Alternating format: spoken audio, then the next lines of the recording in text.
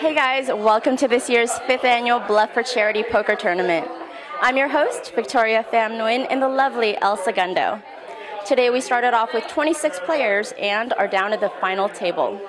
Just 6 players remain vying for that top spot and playing for their favorite charity. Let's take a moment and take you to our commentators, Kane C. and Kenneth Young, to see what their take on this year's strategies are.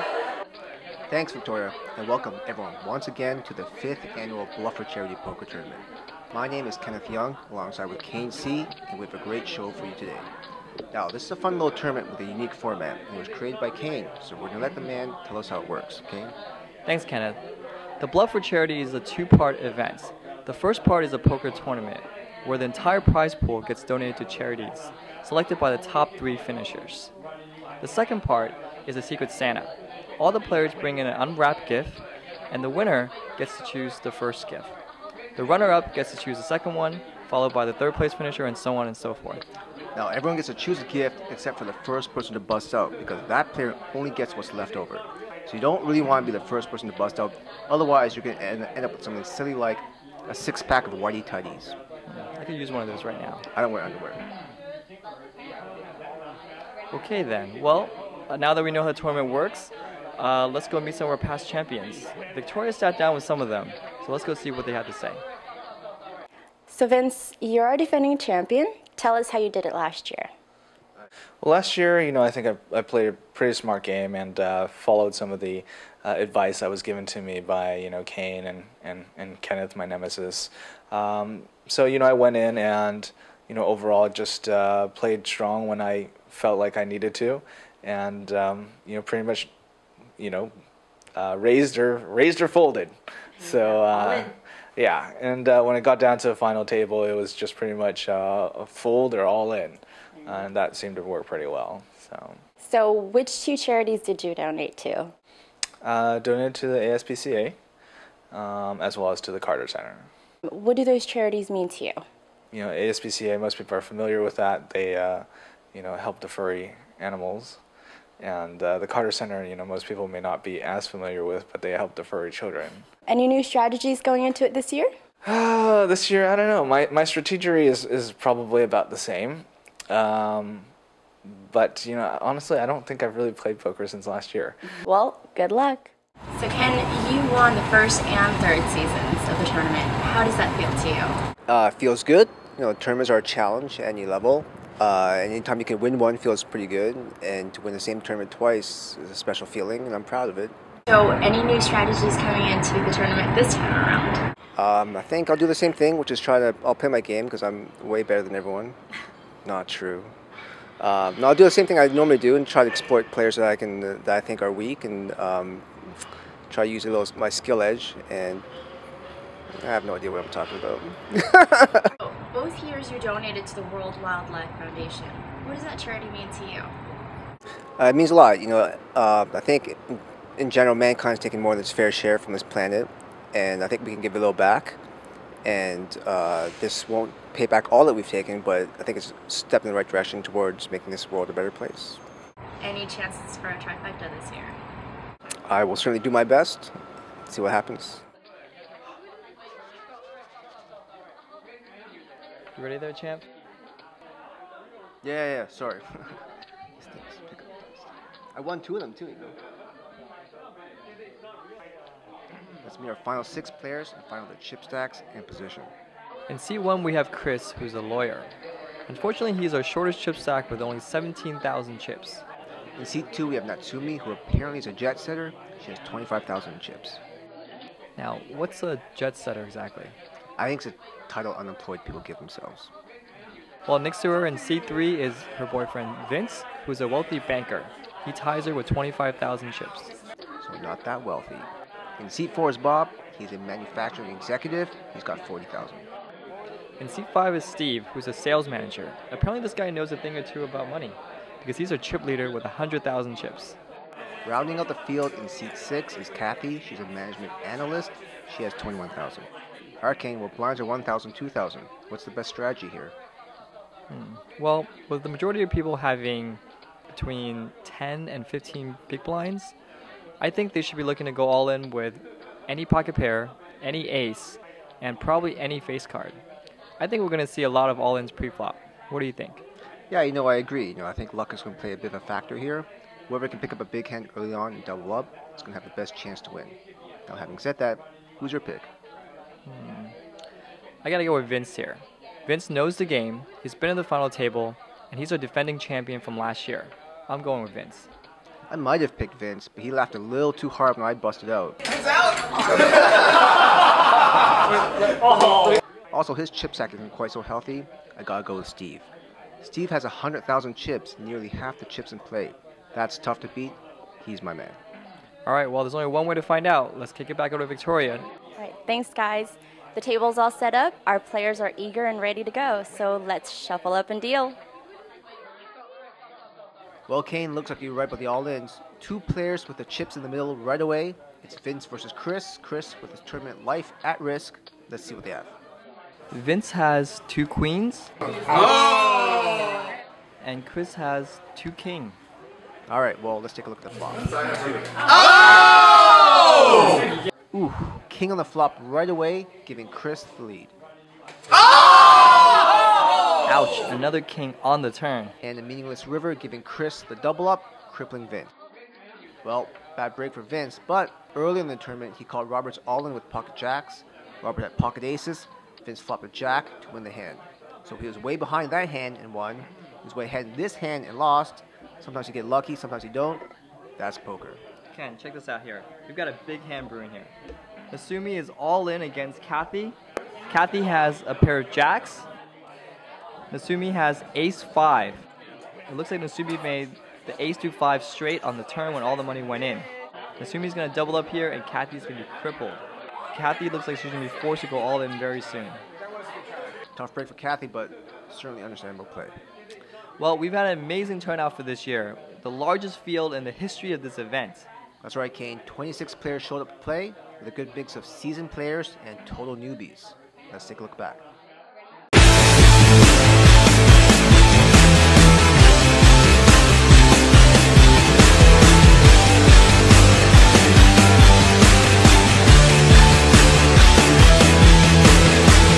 Like shining oil, this night is dripping down. Stars are slipping down, glistening, and I'm trying not to think what I'm leaving now. No deceiving now, it's time you let me know. Let me know. When the lights go out and we open our eyes, out there in the silence I'll be gone. I'll be gone. Let the sun fade out and another one rise, climbing through tomorrow. I'll be gone. I'll be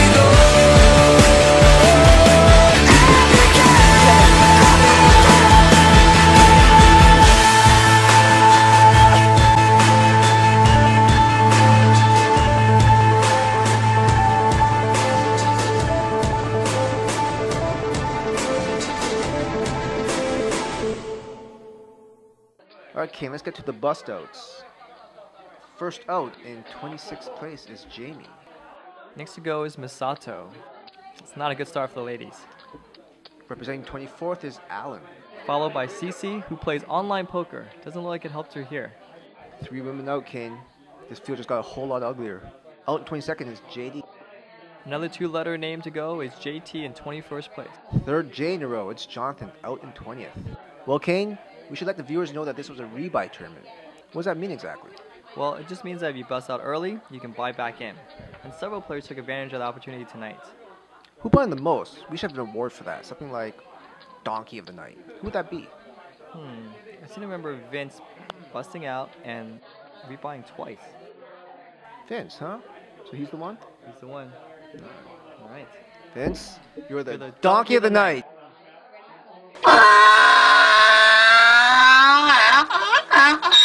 All right, let's take a look at a few more donks who busted out tonight. Next donk to go is Rich, who had the honor of being busted out by the same person twice. Hey, Kane, looks like you're next in 18th, which means I win the last longer bet. What were we playing for? Hey man, just pride. Next to go is Jason in 17th place. Hitting the rail next is Andy, out in 16th. Hey, thanks for the money, buddy. After Andy is Kay in 15th place. Followed by Dan in 14th. Lynn goes out in lucky number 13.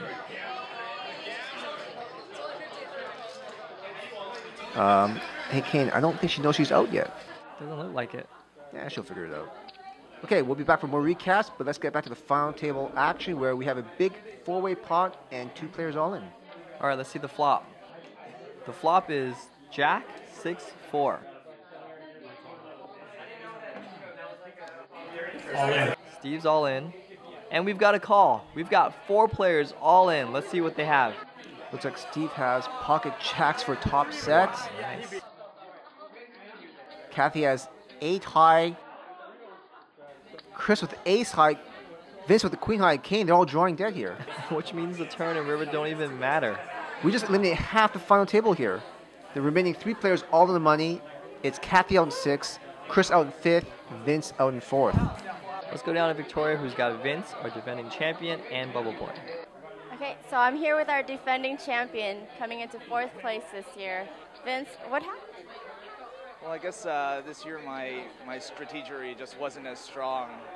I really tried to follow, Sun Tzu's Art of War. He says when you sense weakness in your opponents, you must make sure to cook the duck and make sure to do that with sunglasses on. But I didn't have sunglasses today, so just didn't turn out well.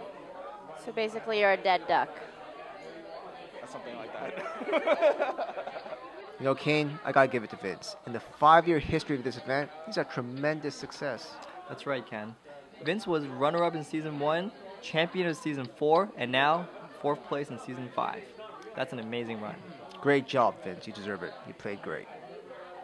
Still donkey of the night, though. All right, well, before we get back to the table, let's take a look at the remaining bust-outs. Rob goes out in 12th place after Vince sucks out on his pocket aces. Busting out 11th is Jeremy. Hey Ken, it looks like you're next to go. No trifecta this year. Whatever, dude. I didn't want it anyways. Next to go is Jenny in 9th place. Thomas goes out in 8th place. All right, so out in 7th place is Chris, who's our final table bubble boy. But Kane, let's go back to Jenny's bust-out hand because it's kind of interesting. All right, let's check it out. So here we are. On the turn, 3 players all in. The flop was 7-7-4 with 2 diamonds. Chris bet. Jenny went all in. Steve cold called. Chris called. Turn to 6. Let's see what they have. All right, so it looks like Steve has pocket 6s for a full house. Chris has 2 kings. Jenny has queen 10 of diamonds for a flush draw.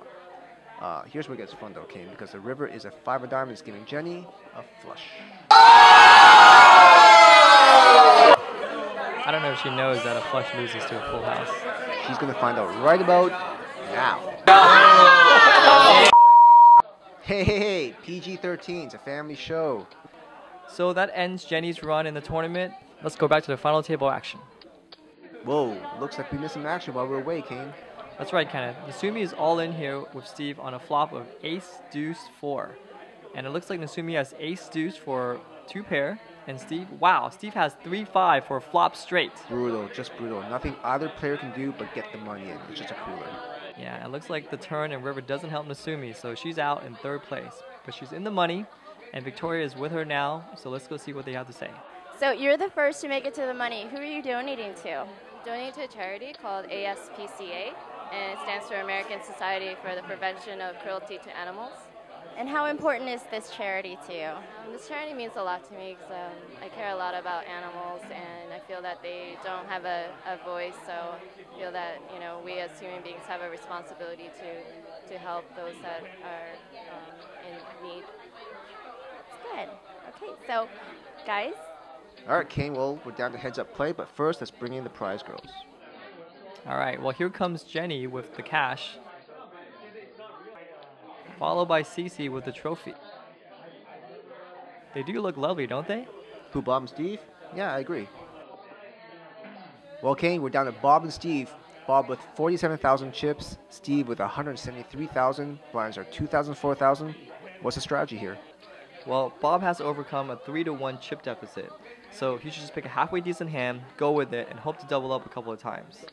Steve has a big stack, so he should put the pressure on Bob and just bet and raise. All right, let's see what happens. Let's get the cards in the air. Welcome to the part of the show where you get to play along with us. You and Ken are going to try and guess Bob's hand in this wildcard segment. All right, just to set up the action, Steve has Queen 3 offsuit, and Bob has a wildcard hand today. The flop brings 8-7-3 with 2 diamonds. Bob checks. Steve bets. Bob calls. What do you guys think he has? Well, considering that Bob didn't raise pre-flop, I think I can take out all pocket pairs from his range. I think he goes all in with pocket 2s or better. When he checks this flop, I think I can take out all 8s and probably all 7s as well. He would bet those. Those are strong hands. Looks to me like he has 2 diamonds for a flush draw, or a straight draw like 5-6, 9-10, Jack 10, and possibly a 3. All right, well, let's see what the turn is. The turn brings a Jack, and Bob checks. Steve checks. Does that change anything for you? It does a little. I think if Bob had a hand like 9-10 for a straight draw on the flop, gets there on turn, he goes all in. If he had a hand like Jack 10, also a straight draw on the flop, makes top pair on the turn, he goes all in. So I can take those hands out of his range. Still looks to me like he has 2 diamonds, or a straight draw, or that 3. All right, well, let's see the river then.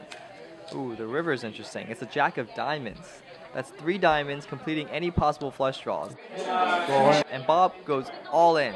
Steve has a big decision here. Yeah, he does. You know, bottom pair heads up is actually a pretty good hand, but in this situation, it's a bluff catcher. Bob's saying he has it or he doesn't. A flush is clearly in Bob's range. The question for me is whether Bob would use that flush card to bluff at.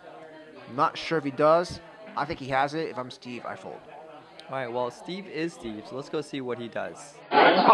Steve calls with his pair of 3s. And Bob, he shows 10-7 for a pair of 7s. Wow, what do you think of that? I'm not quite sure what to make of that. If I'm Bob, I have to believe Steve is never folding a better hand like a flush, a straight, or a jack. But he would fold worse hands like a 3. So it's kind of a strange play, but hey, it worked out. Well, did you guys guess his cards? I know I didn't. Well, let's go back to the final table where the 2 players are all in again. That's right, Bob was on the button, he went all in, Steve called. All right, let's see what they have. All right, Bob has ace-4, very respectable hand for heads-up play. And Steve has 6-3 offsuit. Pretty good hand for blackjack, not so much for poker. Bob's tournament life is at risk. Let's see the flop. The flop is 6 King 10, and Steve nails a 6 on the flop, giving him the lead. Oh man, I can't beat that. All right, the turn is a jack. Now what this means is that Bob can still win this with either an ace or a queen that's not a club. All right, we're down to the river, and it's a 9. Steve wins.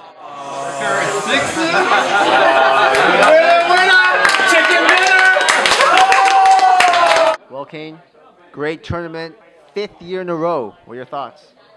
Definitely a great tournament. We had a huge turnout. We raised hundreds of dollars for charity, and everyone had a fantastic time. But I'm hoping next year it's going to be even bigger. I can't wait. Now let's get down to the winner's circle and meet our new champion, Steve. All right, hi guys. I'm here with our runner-up, Bob. Bob, how does it feel to be 2nd place? I feel good. I went into the final match with the mini stack. I was down like 6-1. So my opponent was playing the let's pull straight on the flop strategy. So I figured I'd pull the river strategy. It didn't work.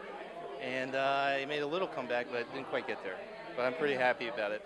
Congratulations on your deep run. Now, which charity are you donating to? I'm going to donate to Plan USA. And they basically sponsor school children in Vietnam. And it's a charity I've donated to for many years, and they'll appreciate it. That type of donation will bring books to a village of school kids. Sounds great. Well, thanks again for playing, and back to you guys. Congratulations, Steve. You're the winner of our 5th annual Bluff for Charity Poker Tournament. How does it feel? Feels fantastic. That's awesome. So tell us, what was your strategy coming into the tournament and winning it? Absolutely pure luck.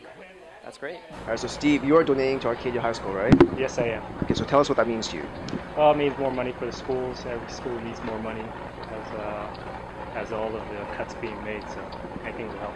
Well, sounds good. I'm sure they'll appreciate it. On behalf of myself, Ken, and our hostess Victoria, we thank you for watching. We salute our champion Steve, and we'll see you next year.